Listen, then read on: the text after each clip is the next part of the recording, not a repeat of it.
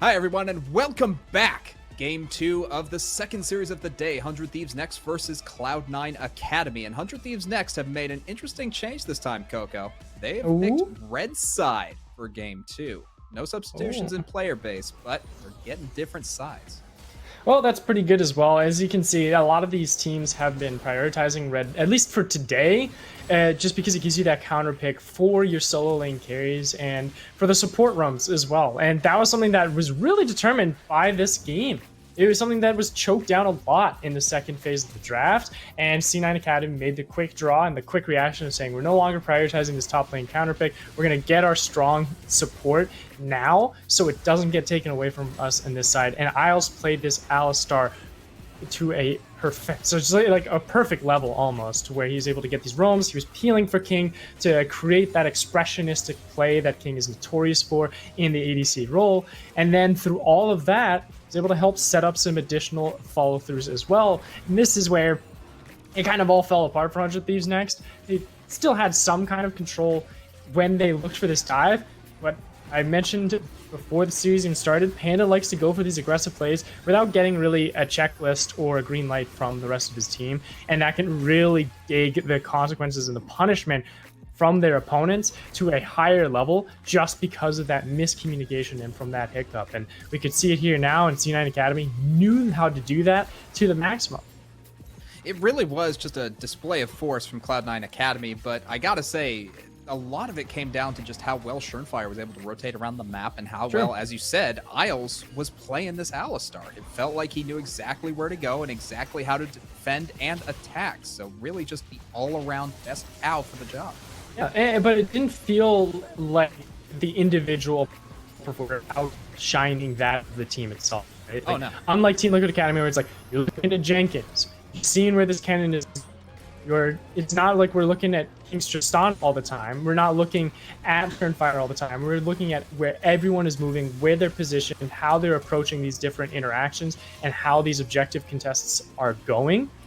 And that's what makes Cloud9 Academy so dominable in this tournament. It's not just the innate skill that they have individually, but how they work together as a team. And they're going to be a brute force to try and overcome into the second game for 100 Thieves Next to bring it to a game 3 of this series. Well, it's a question of if that'll even happen. Like, it's not a matter of when, like if or when, but if that can even happen, because it's about the C9 blunder now. And that's really how they've been performing and how they've been almost defined this through this tournament. Just because it's only been 1 week, they had a lot of blunders in those longer games against Resolve. And then with that definition coming into play from them being the second seed, you get a bunch of doubts and some questions from the rest of the viewers and from analysts alike saying, are they really as strong as they are? Or is there something else that needs to be interpreted here? So they have to at least destroy 100 Thieves Next and make that statement of say, that was a mistake, that was us not respecting or having a little bit of a blunder, and this is who we are. This is who we can truly be in this tournament. It really doesn't feel like they're out of control at any point, though. Yes, there was this blunder that happened towards the late game, but that's the thing about this organization as a whole, is every time they falter towards the late game, they find a way back. And especially against the amateur teams, and especially even against lower-end academy teams, they always feel like they're ahead, even when they're behind. And that's just a testament to how strong each individual player is. And as you said, it's the fact that they're able to play as a team so well in a variety of different styles that just makes it work so well. So Cloud9 Academy, still a very strong team, and they probably have a good few heads on their shoulders going into game 2 of this series.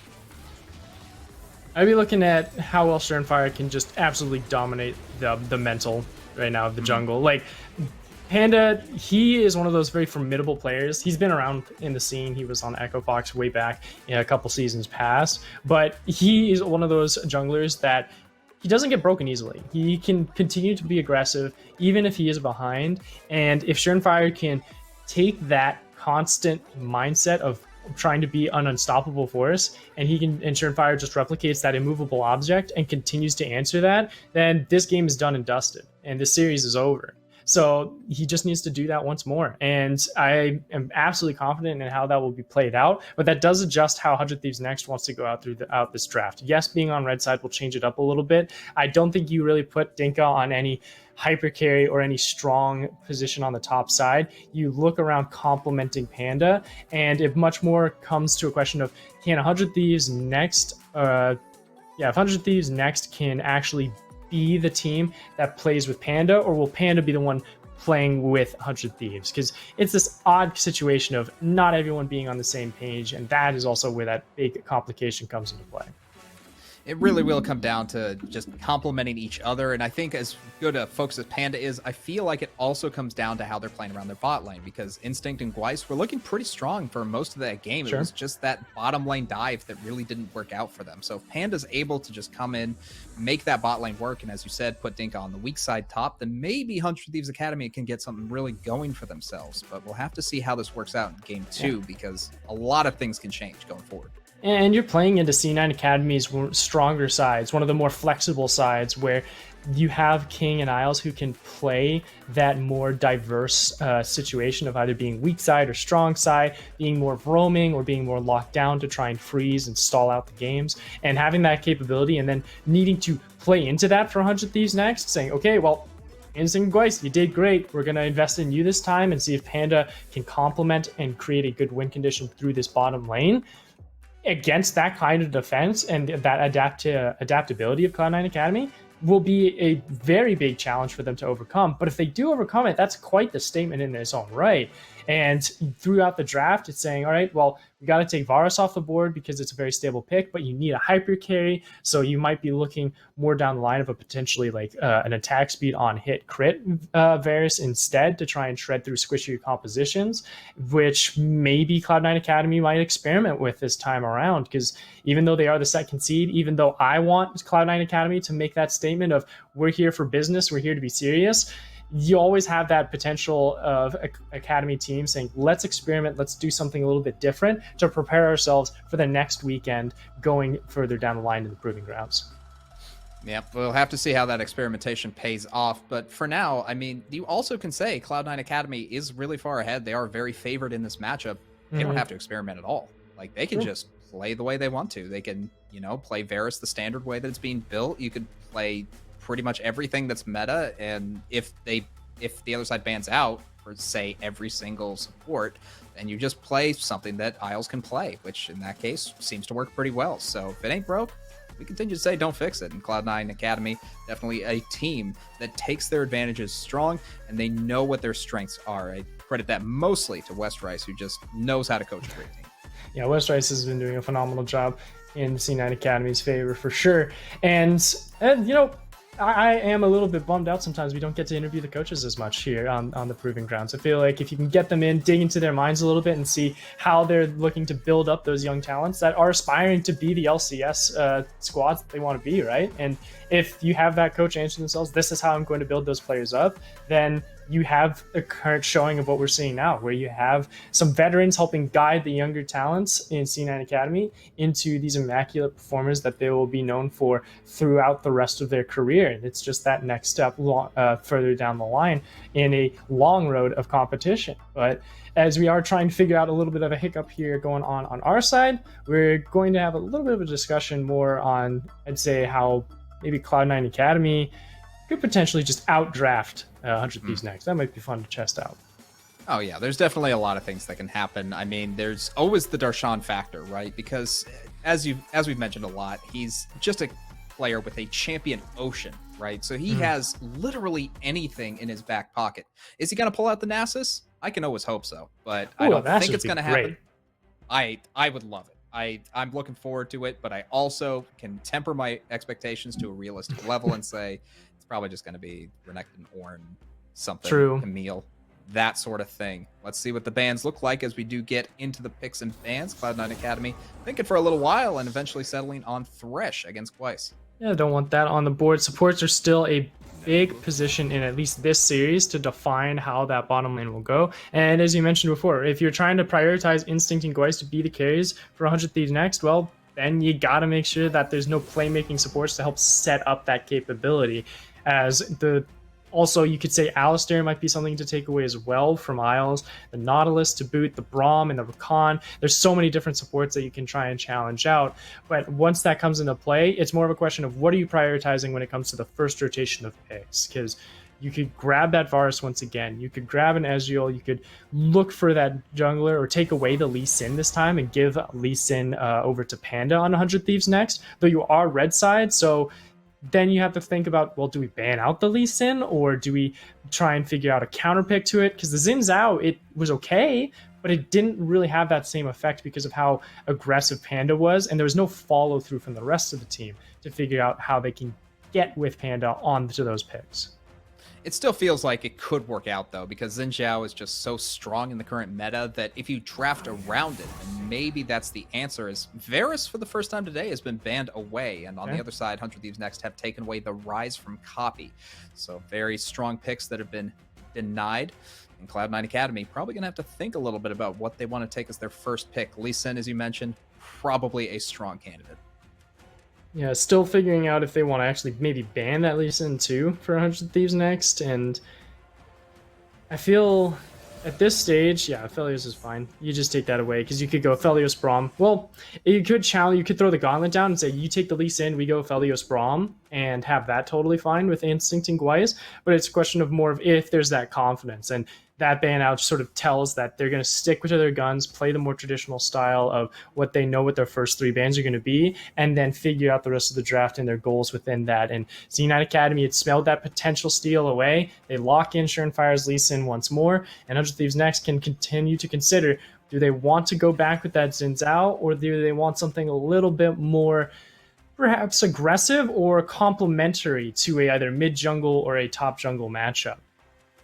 I think the Xin Zhao would work very well in this already LeBlanc composition that they've got. I think that's the roaming that they need, and that's also the front pressure that needs to be applied in order to follow up on something like a Xin Zhao, because you need someone to dive with you, and especially with someone as strong or something that has the ability to go forward, it's pretty good pick. On the other hand, though, Trundle, still pretty strong in the jungle, and I think 100 Thieves Next are more than happy to take that. You could also consider it just a flex because Gweiss could play Trundle support in that bottom lane and maybe just be there to deny any follow-up engagements or any beefier tank supports from that bottom side of the map. Though the instant reply here from C9 Academy, Copy knows, hey, LeBlanc, sure you can dash in and dash out, but not if you lock down with some dark ice with Lissandra. It's a more underrated pick, but has been coming up into the competitive scene because she's been getting those buffs throughout the season that increased her lane sustain as well as her damage when trading against those squishier targets. So far, I'm really loving the C9 Academy composition already, as they've gotten the same if it ain't broke, don't fix it, with that counter capability as well from the mid lane. And with that, 100 Thieves Next, probably just going to take a supporter in AD here. And it looks like Braum is the hover for now. Probably a good call considering how much engage Cloud9 Academy has. You want to make sure that you are getting a support before, if pick ban phase goes very much the way that Game 1 did, you don't want to leave supports open. No, don't want to leave that one open at all. The only issue now for me is that you don't want to make a more congested composition for 100 Thieves Next. You need some additional space. Like Ezreal is still available for Instinct to try and grab, where you don't get immediately locked down and you still have some tools to wiggle your way out of a bad situation, and you can be that additional carry with some already massive burst coming in from Young's LeBlanc. And the top lane is the next thing that's on the mindset for myself in the sense of, what do you want from Dinka this time? Or are they going to go with what we are recommending or prescribing of a more tankier and safer top side of the map? Or are they going to just fight fire with fire and go for that initial damage and go back to a Renekton that we are so familiar to? And with that, 100 Thieves Next are just going to ban away the Gnar, making sure they get a slightly stronger matchup into the top lane. So Darshan denied a pick, but again, that's one pick out of probably 70. So not really a huge deal for him. Cloud9 Academy probably thinking about what they're going to put the blind pick for. I imagine there are still some strong contenders. Jason Camille being banned probably need a few seconds to think about, but it is still a very wide pool for Darshan, and 100 Thieves Next I think Ezreal makes a lot of sense, as you said, Coco. Yeah, I think this is the best place for 100 Thieves Next to be in right now, where they can get that counter pick in the bot lane for Instinct to have that comfortable carry position ADC, and then be able to divert to a counter pick in the top side to have either turret diving capability or to be looking for a potential tank to just neutralize whatever matchup C9 Academy looks for. As the hovers had went through, they considered a hyper carry, and they go with Vayne Braum in their bot lane. Rather short-ranged comparatively to just a Tristana already that can just hop her way out with a rocket jump. But there's a lot of tools to disrupt that retreat as well. There really are, and I think the thought process for 100 Thieves Next is maybe you want to, since you're focusing bot already, a hyper carry makes sense, and the short range can be sort of mitigated by the fact that you have Weiss on this Braum. Yeah. So maybe you're able to deal with a lot of the range threats that are coming in from Cloud9 Academy, and it just might be crazy enough to work. We'll have to see how 100 Thieves Next decide to play it out. But if they do their bot-focused play that they did in Game 1, still very much a possibility that this works. Yeah. And we've seen the final hand of C9 Academy. You see Darshan, out of the 70 that he wanted, he decided to go for Gwen, which we haven't seen rather recently, if I recall correctly. Has been sort of whisked away from the top lane and has been hiding in sort of just solo queue in general, something where her laning phase hasn't been as potent, hasn't been really a big concern for a lot of the competitive scene, and has now been shifted to be more of a hyperscaler like a Gangplank would be, which Gangplank has just been better at that job to be a hyperscaler anyway and has been more effective for a team, and Aurelia has been the better fighter and side laner. So seeing this switch up and having both of those options available on the board, both the Aurelia and the Gangplank in that capability for Darshan, we're going to see what kind of argument Darshan makes, as that counter pick was picked up for Dinka, and they decided to fight fire, with Aatrox being grabbed for himself. So Aatrox a little more common, but doesn't really contribute to the team fighting aspect of 100 Thieves Next. This is, again, just a scaling composition where you try to get Young to pop off in the mid game. Sure. And otherwise, you're just kind of playing the clock. You're waiting for Vayne to scale up, and you're hoping that Instinct is enough to take out the beef that's on Cloud9 Academy. Well, don't disregard the innate tankiness and sustain that Aatrox can bring into a team fight as well. The bolster that he gets from World Ender, with the initial self-healing that he gets, as well as the bonus attack damage and the follow-through that he can get when he gets those resets with initial move speed boosts that can help him stick onto targets. He can keep people in that zone for Instinct to work around and for Young to find flanks. So it's much more of that death ball composition that C9 Academy likes. They're going to be sitting on top of each other and like finding that initial target to try and blow up either Panda or Dinka respectively, and then using that as resets to follow through for the rest of the team and then just destroy 100 Thieves Next from the inside out. Where 100 Thieves Next, they're looking for that survivability. They've got a Braum and a Trundle that are going to try and tank up as much damage as possible and allow enough time for themselves, for Young and Instinct to just poke and prod from outside the range of C9 Academy. As we already have jumped into the second game of this series, and with that comes a new change of strategy.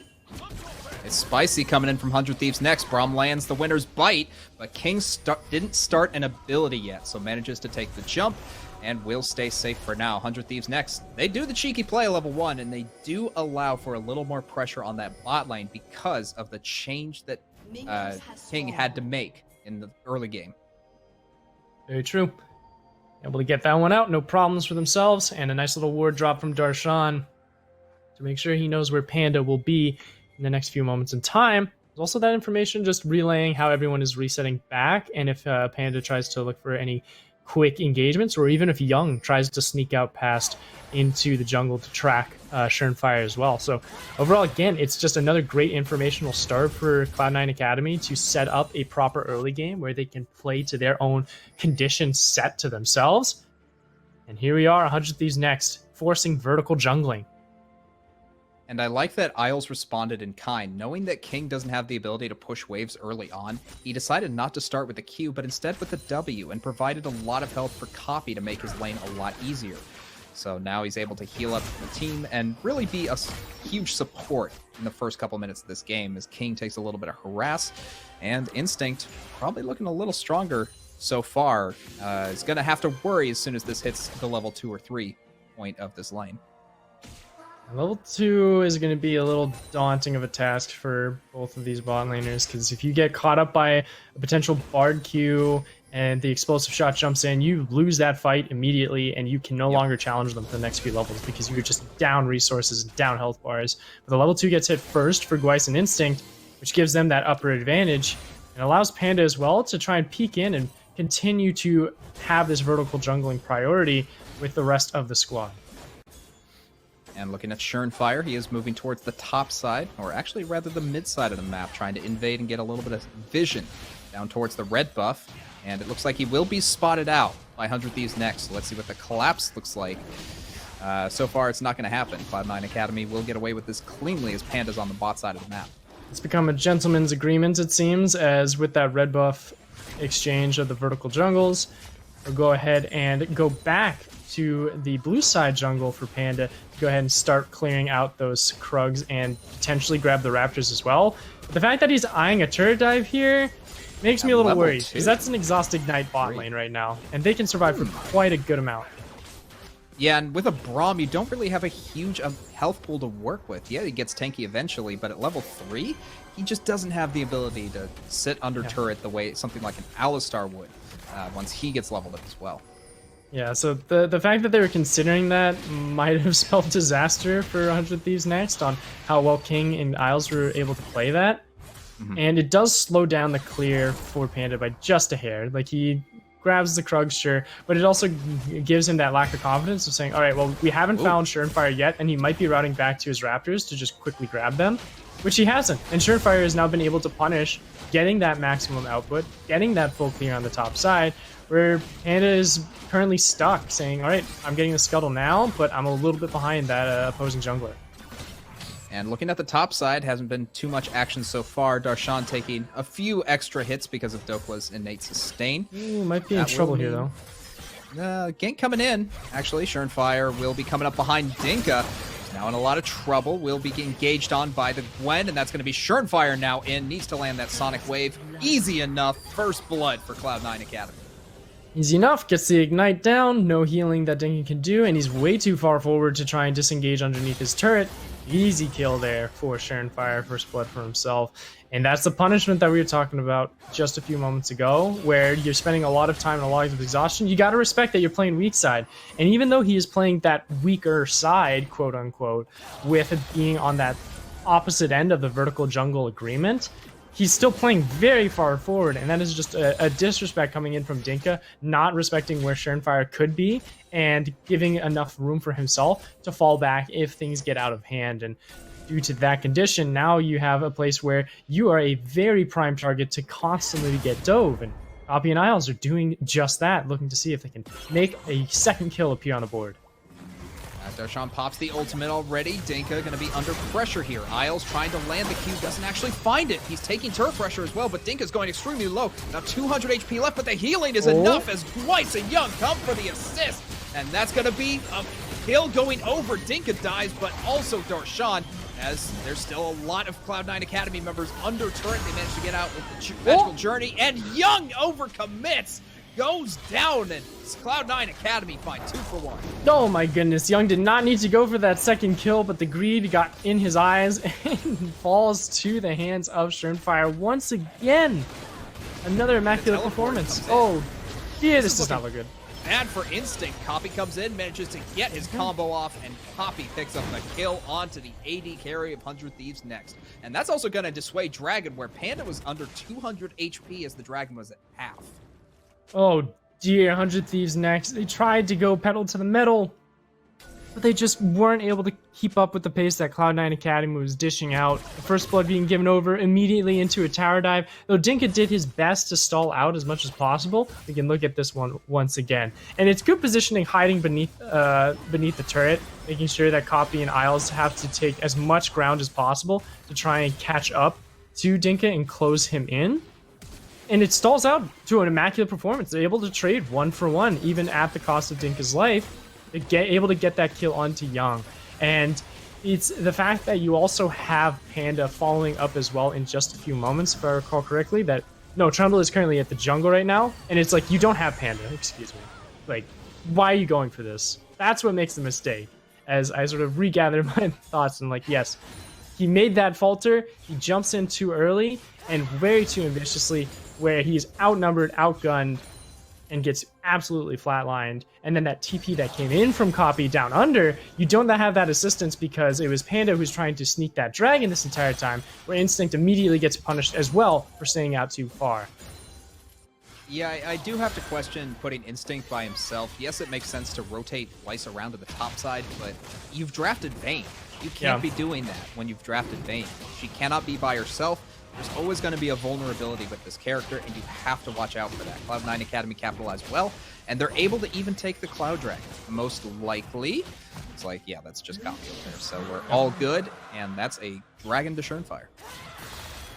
And like you mentioned, right, like Vayne and Dinka and even Young, yeah, like they can all create these plays that 100 Thieves Next has been going for, of being pushed out, looking for a survival situation, or looking for like a duel to try and trade 1-for-1 at the least, but they don't have the tools yet. They're late game players, they're late game champions, and you're jumping in 8 minutes early into the game without your mythic item to boot, and now you've given Cloud9 Academy a 4-kill advantage with a 3,000 gold lead and the dragon on top of it. You're also not in a position to even try and challenge for any of the rotations that Cloud9 Academy are going to try and set up for. Because I can see now, Isles is preparing for this Rift Herald in just a few moments, making sure that Schernfire hits that reset, has on up, clears his jungle, and then to push from Darshan and Copy will have that pressure. Thankfully, 100 Thieves Next is pushing King away, so they can at least see if they can chip away at some turret plates on the bottom side, but there's no resources available for the rest of the team to try and challenge this Herald. It's going to be really tough to go around that Herald at this point in the game, especially with Darshan pushing up so aggressively. There's just nothing that Dinka can do. He can't stay nearby the jungle. He knows that at the very least there's a jungler there, but in addition, Isles is there. So that's just extra plates going over to Cloud9 Academy. As, whoa, what's this play going on? Panda going in against his red buff, but finds Schernfire, who immediately kills him, and now Young on the backside. Will he go in again? Looks like with Weiss's help, he's going to have the confidence, but misses the chains. That's going to be pretty tough, but there's the Mimic chains. Not going to stun anyone up, though. Schernfire and Isles manage to make it out as Weiss and Young continue the push. Magical Journey, that's not what you want to take, Weiss. You're playing with fire by going for that ward. And during all this time, you could argue, yes, they're taking the Rift Herald away, but oh, jeez. Oh, Young? It's not over yet. Young now finding his opponent laner and getting downed immediately. Schernfire comes for the backup and the kill. It's just rotations after rotations, and Cloud9 Academy, they know the circle very well. They know the circle really well, and they're 100 Thieves Next Academy is, or 100 Thieves Next, is proving my point. Darshan just straight solos Dinka, no problem. Solo kill. Goodness me. Oh my goodness. Like, 100 Thieves Next is just proving the point that I just made a few moments ago, where it's the fact that they don't have the resources, they don't have the manpower to challenge this Herald. They threw themselves at this Herald and just get caught in the bear trap that Cloud9 Academy has continued to set up. And during all of this time, during those 3 kills that have just been slowly gathered up by the top side of Cloud9 Academy, King has been on his own, gathering plates, out-farming Instinct to a massive performance of 20 CS currently, but that's all deceptive gold. He has 5 turret plates to himself already, by himself. And Instinct has just gathered his first. There is no way that 100 Thieves Next is able to come back into this game in the next few minutes. Cloud9 Academy has to stall it out there themselves, not have the confidence to try and challenge it. And to that end, you're stuck. You're left in the hands and in the demands of whatever Cloud9 Academy wants from you. And if they want to kill, they will find it. Deceptive gold or not, that's looking like about a 2k advantage for Darshan so far. Yep. And that blood money is really paying off for him. I gotta say, he already has the mythical item completed. And quite frankly, Dinka cannot face him in the 1v1 anymore. Nope. And like I was talking about earlier, the King himself, he only has an assist, but he has a 1.2k gold lead over Instinct because of the turret plates and the CS that he's been able to gather. So there's so much that has been lost and so many resources in these side lanes that have just been mismanaged by 100 Thieves Next, to where being 12 minutes into the game, you can already see how the next 10 minutes are going to go. If the pace continues like this, you're going to not be able to find kills, and you're not going to be able to get advantages. Here we go. Copy gets done by 3 members. Copy under a lot of pressure, but does manage to get the ult off, and there is the stopping coming from Bard. Copy now under pressure. Young manages to just barely make it. Oh, no, doesn't make it out of turret. Oh. One last shot. Got him. Cloud9 Academy come out of that 1-for-1 on a 3-man tower dive against Copy. 3-man tower dive, and it took so much out of 100 Thieves Next to just grab that kill by the skin of its teeth. Copy almost got out of that if it wasn't for Young being able to catch up to him with just a few auto attacks to spare. Now first turret has been taken down, and Dinka is left in some trouble. Dinka in a little bit of trouble right now. Darshan hasn't started the full assault, but here it is, and now Panda's shown up to give the assist.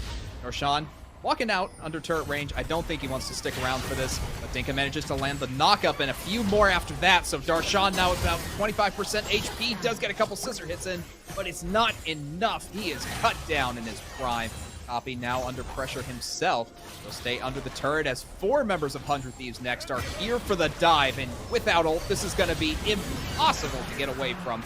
As we do see Copy bouncing around, managing to dance away from 100 Thieves Next and maybe even pick up a kill for himself. How does he do that?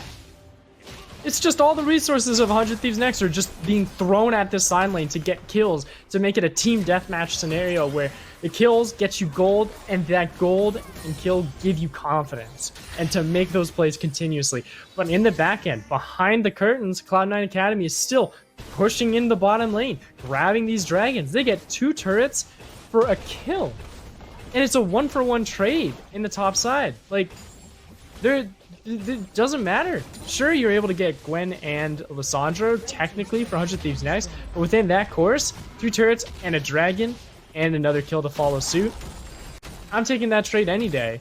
And King is going to go ahead and recall right here. Hasn't participated in anything, but he's already about to cash in on a Lord Dominic's regard. It's just, if you try and challenge Cloud9 Academy face first, you will fall flat, and 100 Thieves Next is feeling that pressure, and they're grasping at straws and grasping at these side lanes to give the illusion of control to themselves. And Young trying to find some control for himself going in against Darshan, but he's already too tanky to deal with. And Young forced to just back off for now. The Omnibamp too much, and quite frankly, there's not really a good target for 100 Thieves Next at this point in the game. It's again hunting for Darshan. Oh, 3 members putting here. all of their eggs in this basket as Darshan in a lot of trouble, will take a ton of damage, and this time is going down. No one can respond for now, but as I say that, Cloud9 Academy are rotating up. The stasis lands onto Panda. The rest of the team has arrived, and this is going to be trouble for 100 Thieves Next, as the next target is going to be Twice. But before that, every other member goes down, and that's 3 quick kills coming in for Cloud9 Academy. Why 3-for-1? I'm okay with that trade. Once again here for Darshan, and let's just take another quick peek at that again. It's just, there's not a lot of vision, if I recall correctly, for Cloud9 Academy to know of this engagement, but it's like everyone could smell the blood in the water and know that they have been bullying Darshan for the past 4 minutes. So people are already in rotation for this challenge, and they're able to go ahead and take 3 kills for their own. And this is where the power of King. King destroys Young at 50% health. Just an immense performance from him in a sense of just knowing he can play safe when he needs to, knowing how he can play those weak lanes. And it goes back to what we were talking about during the break and going into game 2 of saying, well, if you're going to try and change up the game plan for 100 Thieves Next, you look at the bottom lane of getting Instinct and Gwyce online, but you're playing into an uphill battle because of how versatile and adaptable Cloud9 Academy and King in the Isles are. And even through all these picks, I just don't think it's going to come into a full effect. I mean, Darshan dies again just because of how far he's extending against 100 Thieves Next, who just pile on him every single time they see him. It isn't enough to swing the momentum of the game, though. There's still such a huge 8,000 gold lead in favor of Cloud9 Academy, and look at how they push up the second they see that collapse. Exactly. And it's at this point where that adaptability of Cloud9 Academy, though it does look like Darshan is just kind of running it down, just off of what we're seeing on the screen, the rest of the team of Cloud9 has already taken the majority of the resources off the map for 100 Thieves next to try and take.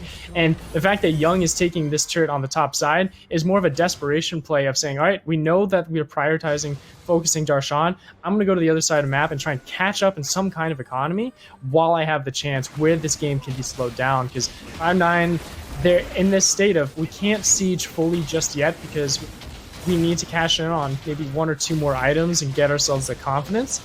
But even then, this Rift Herald, that's the confidence boost they need. They take the Herald, they make the play, they push forward, they break open an inhibitor, and then they look for a Baron. And that's all over in the next course of 2.5 minutes that they could try and challenge for that. And look for a quick and swift victory in the second game. These are very efficient timers that Cloud9 Academy is working off of. As you said, the game plan pretty simple. Go for the objectives, go for the push, knowing that you have the Baron as well as the Rift Herald in a couple minutes. So we'll see how they manage to work this one out. Teleport goes in for Dinka. He gets stopped, and he's going to be in a 2v1 versus the carries of Cloud9 Academy. We know how this show goes. It's King getting the kill. You're going to now 3-0, having that Lord Dom's already online. He can tear through these beefier members of 100 Thieves next to these. Dragon is up in 7 seconds. Already have all the members of Cloud9 Academy down there ready to go. You have TPs available to boost and look for any flanks. And they don't need all members there. They can just have the space and say, Surenfire, take it yourself. We're going to make sure we can manage these lanes and guarantee that no one is going to be looking past into the jungle to try and challenge for this objective. It is now going to be sole point for themselves. And with this Herald 2 still in your back pocket, where do you drop it, Cloud9? Where are you dropping it in mid? You're going to be dropping it top side? Or are you going to hold it to try and say, all right, we're going to use it as a diversion to put our pressure elsewhere? And it might be a good idea to, again, put Darshan with the rest of the group and just ball up as a fist, all 5 members, and just slam down one of these lanes with the assistance of Herald.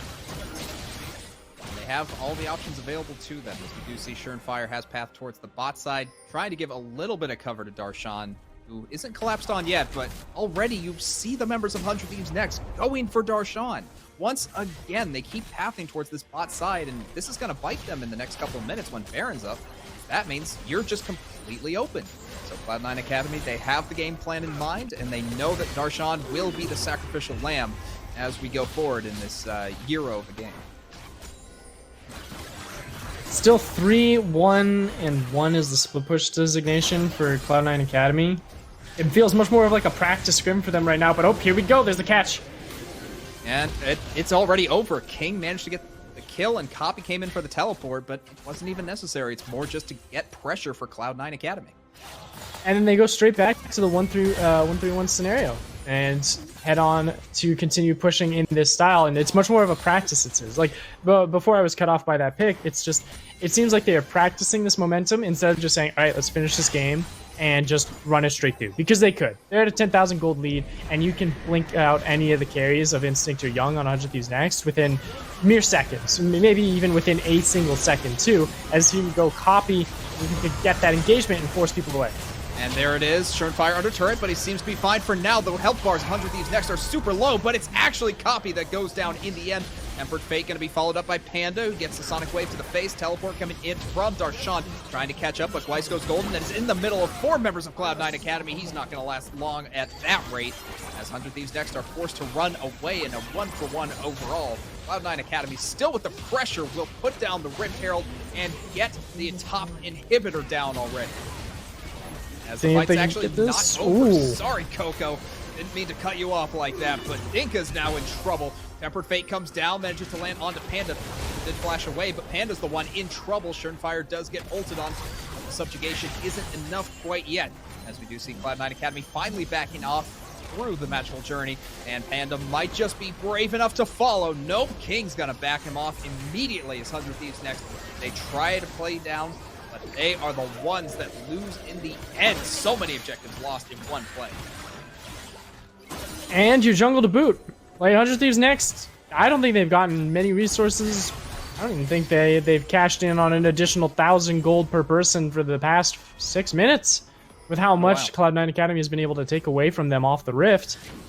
And with this 1-3-1 that Cloud9 Academy has been pushing and designating, with that top lane now broken in, with super minions leaking in, you can go ahead and prioritize this Baron and challenge it, take it fairly quickly with a Gwen and a Tristana to melt down this objective, and then be able to pressure again once more into the base of 100 Thieves next. And at this stage, it's just, what is Cloud9 Academy's mindset? Do they want to draw this one out more, continue to practice these different challenges or these different strategies and blueprints that they are looking for in their playbook, or do they want to just end it right here, right now, take that nail, hammer it in, and seal this series done and dusted?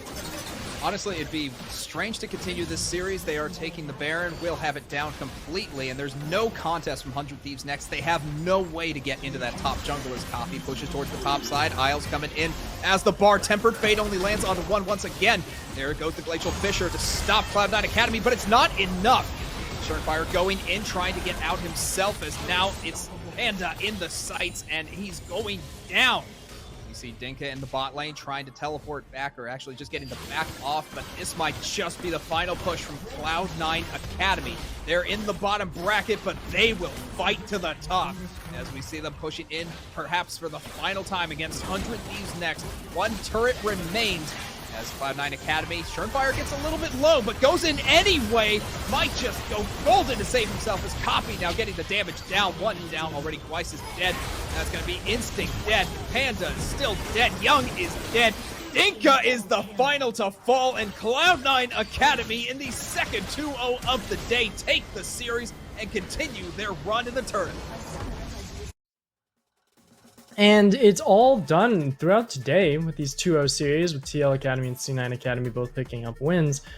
I have to say, they've all been under I think 28 minutes, or 30 minutes as a matter of fact. I think the TL second game was within that 29-minute time frame, but the fact that they've all been done within that time does show the cleanliness and the efficiency that these Academy teams, specifically the first and second seeds, have in this tournament in the Proving Ground circuit. So far, nothing but impressing performances from both of those teams, and a great shout out from Cloud9, because at the end of the day, if I've got to look at it under a microscope and look at how both of those teams performed, I think Cloud9 Academy made a much cleaner performance on the day in this one, and well done for them, even though they are in the lower bracket. They are in the lower bracket, but that doesn't mean they're not gonna continue to fight. Cloud9 Academy has always been just a strong team, and there's a reason they are number 2 seeded in this tournament. We can look at this once more. Unfortunately, we didn't get to see that first blood happen. This is that second blood where it was a little bit difficult for Cloud9 Academy to try and solidify these kills, but it's the fact that they continue to manage these turret dives properly, trading the shots back and forth, making sure that everyone can get in, dip in their damage, get the assists, and then come right back out. And it was 100 Thieves next, who was always having blood in their eyes, looking for that additional kill, hunting for that zone and that pressure, not being able to find it because they were just resource down, a man down, an item a little bit too late or too early. And to this end, we got to remind ourselves of what that narrative was, of what 100 Thieves next was going into the series with. We did not expect them to win this one, for sure. It was C9 Academy versus 100 Thieves next, and these players have been only playing with each other for a month. So into that, you just look at their individual performances, and even then, I don't think I was really impressed with this. There was a lot of mistakes, a lot of over ambitious plays, and miscommunication from them, and that's where there's a lot of errors that they can at least use to improve on during the off season. But this is the end of the road for them, for 100 Thieves next in the circuit. In the Proving Grounds, it's so common for academy team or amateur teams to come in, see that they're against one of the top academy teams, and freak out, not do anything. I have to respect 100 Thieves next. They did make a lot of mistakes, but they did go for very proactive plays a lot of the time. Their focus on Darshan was a reasonably good idea. If it had been focused with a little bit more vision and communication, as you were talking about, it might have worked a little bit differently, but they still had a game plan, and they still tried to adapt the situation that was at hand, and they still found at least some variants of success throughout this series, whether it was in the first game, going towards the bot side and managing to get a couple kills off a blunder, or this game where they found a few kills on Darshan. They still went for plays proactively, and they still tried, even when the chips were down. Yeah, and that's what you gotta respect them for, right? The fact that they never counted themselves out of any of the fights. They always reached for the biggest play and the flashiest play as well. And that's also what's great about watching these amateur teams too, is that they don't always go for that safe play. They don't always go for let's just take the turret and dip out. They want what? They're looking for the death match inside of these games and looking to make sure that those KDA stats are just pumped to the maximum. That when they win, that they make a statement that they said, we didn't just beat you, we dominated you. And that kind of spirit, that invigorating morale that comes from these amateur teams and even from 100 Thieves Next in this series is what we're looking for in these players of, yes, you can be ambitious, yes, you can make these plays, but the best way to learn as well is sometimes making those mistakes for yourself and being overambitious by yourself, knowing, all right, now I know that personally and I have that ingrained in my mind. I know how to be a better player next time it comes around, and I can teach people how to perform to that level. And that's where these players can really come and shine. And I'm excited to see how 100 Thieves Next and the players throughout will be landing in the offseason going into next year.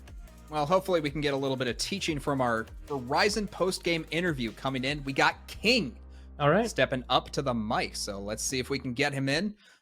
King, hello. How are you? Hello. I'm good. Good to see you. That was a pretty fun game. Yeah, I'm feeling good. All right, Good to fun. hear. You get to play like the more flashier styles and something that was more expressive for you, like the Tristana in game 2. So even though there's been a lot of the meta defining like Varus and Ezreal passive ADCs, do you think that these more aggressive like Tristanas and maybe the Lucians, especially with the meta change that had shifted with his like new recent update, are just on the verge of coming into viability once again? I think the reason I still think Varus I think Varus is still a really good champ. I still think he's probably like the Mhm. best ADC. But the reason why I Okay. didn't opt to play it today or like prioritize it, just because I think champs like Tristana and like Xayah, like just team fighting, auto attack, really fast champs.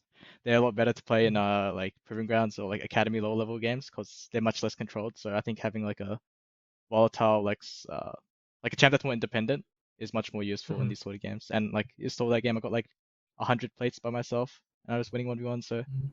I guess that's why she's a good champ. Yeah, like we didn't really get to see that much on the screen in the second game, but when you were there, you were 3,000 gold up, just absolutely blowing people apart. And to an immaculate performance going forward, I think we do have to talk a little bit about the elephant in the room is that you guys are in the lower bracket. A little bit of a mistake. Let's just take a quick step back for a minute and just explain the sort of what do you think has happened? Do you think you've learned from your mistakes, or was you just caught off guard in that first week? Um, I'd say we definitely learned from our mistakes. I would say. Um, I think we're taking a different approach now towards these games. But Yes. yeah, maybe I just wanted a different perspective, a different view going through the low bracket. So yeah, it'll be Okay. interesting. I'm definitely not like I don't mind going through it because the way I see it, if you're meant to win, you win the whole thing, you know. So low bracket Mhm. doesn't mean anything. Oh, that's good. That's a good mindset to be in, especially with how dominant you've been performing throughout the season and even improving grounds in just the past few weeks as well. And final question for you, I'd have to say, is honestly, what's your interpretation of the competition so far? Like you've had a win and you've had a loss, and in its own right, has the amateur scene and the academy scene really made a full fruition so far throughout the year? Um, what I think, I mean, okay, I don't want to say this because like we lost them, but I don't think the teams are that good. Obviously, we lost them Not good. 0-2, so I guess we're pretty bad as well. But I think the top four the three academy teams other than us are pretty good. I'd say they're like the main favorites to win the whole thing, I guess. So If I would put my money on it, there's so like still FlyQuest, TL, 100, yeah, I think they're pretty good, but everyone else I think is really whatever. So there's still a little bit of a gap between academy and amateur. There hasn't been a full collision just yet in challenging at all. No, I mean, I think like the top three, Yeah. like those three teams I said, is there's a gap, and Yep. then I think the rest of the academy teams are very similar to the amateur teams. Okay. Awesome. Well, thank you so much for your insight, and congratulations on the dominating 2-0 that you just shown. I'm hoping to see a lot more of those as you make your journey through the tournament, and best of luck throughout the proving All right, grounds. thank you. Nice talking to you guys. Pleasure. Thanks, Gig. Great stuff, great confidence, and I like that he did have to eat a little slice of humble pie after last week, but it sounds like the team has learned a lot from that loss and are still feeling very confident going forward in this tournament.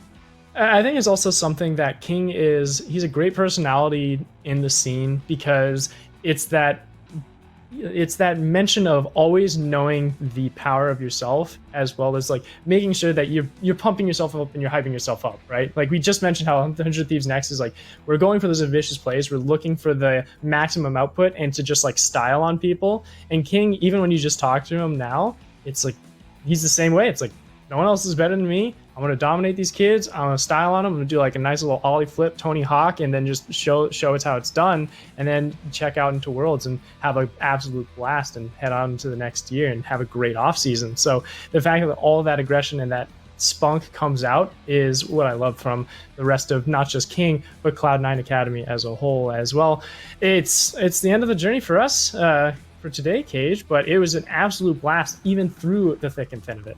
Yeah, I mean, honestly, Coco, I don't get to cast with you terribly often, but it's always a Yeah. pleasure every single time that it happens, and thank you so much. And also, thank you to the great production staff that we had on staff today. Definitely great to work here. That's it for us in the Proving Grounds. I'm Cage. That's Coco. Thank you very much, and have a great evening.